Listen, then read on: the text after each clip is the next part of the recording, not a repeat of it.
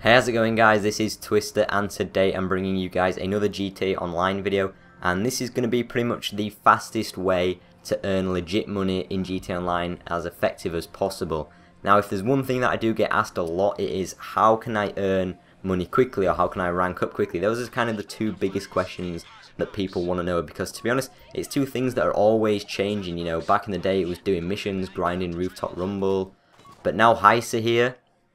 This is probably the new best way to kind of grind out legit money and not have to do glitches or anything. And it's actually going to be doing the Fleeca Heist. So you straight away you might be thinking, hang on a second, how is doing the Fleeca Heist a better way to earn money than, say, doing the Pacific Standard job when you get a lot more money in the Pacific Standard job? And that's what I'm going to be explaining throughout the video. However, first off, I'm just going to be explaining what you need to exactly do when you're doing this heist. So first of all, you've got two setup missions to go through before you get into the heist, and you just want to do those as quick as possible. You can do them with randoms or friends or any crew members. It's really simple, you can't really fail them. It's just a really convenient way to do the setups just with anyone. And then when you actually get into the heist, you want to invite a random out, and I'd say this works best with a random because you're actually going to be doing a little bit of an unfair trick to actually get the biggest percentage in the final take of all the money that's earned from the heist. So what you want to do is when the other random player has joined the heist and you're in the menu screen when you're sharing out the actual final take between the two players, what you want to do is you just want to keep it at the default 60-40 split percentage between both players, and you just want to wait for the other player to ready up, and as soon as he readies up you want to change your percent from 60 to 70 and then go down to continue. And basically this will start the heist and they won't have any chance to react, and they will already be readied up, so you can just start the heist. And to be honest, they don't even seem bothered about it. I've done this quite a few times and they haven't really backed out. They haven't really sent you a message saying that they're going to quit or anything. They just seem alright with it, and it's understandable because they're just getting 40 grand, I think it is, or over $40,000 for just joining like a 5-minute mission. So it even works out decent for them. They're still getting a lot of money, and it also means that you'll be getting a total of $100,000 in-game cash just for doing what is pretty much like I said, like a 6 or 7 minute mission.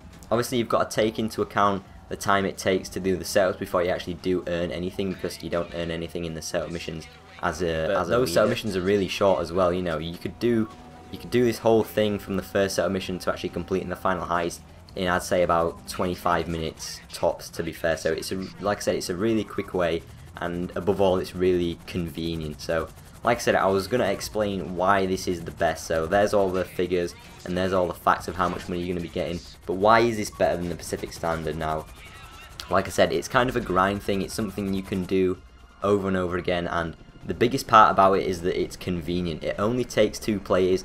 It's a super easy heist that you can do with your friend or with a random, and it doesn't take too much to set it up either. So let's compare it to the Pacific Standard, where it takes 4 players to set it up. So you might not have 4 players around, you might not have 4 good players around, and you've got to go through 5 setup missions before you get to the final heist, which it will take a long time, especially if you're playing with randoms who might be dying a lot, who might be quitting out, so you've got to find new people to do it all the time.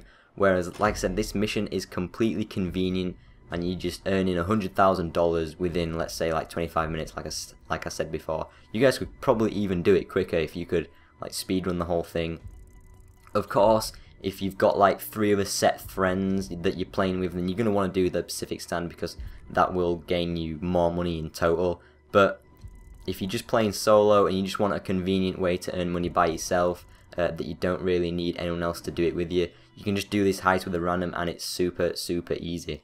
An alternative way of doing this heist is to do it with one other friend, and you basically just go back and forth, switching between the hosts. Because the one downside of doing this is, after you've hosted this heist, you won't be able to do it again for another, I think it's like 50 or 40 minutes, I'm not too sure. But it will come up in your planning board in your apartment as saying that, you know, you've recently completed this heist, so you've got to wait a bit before you can do it again.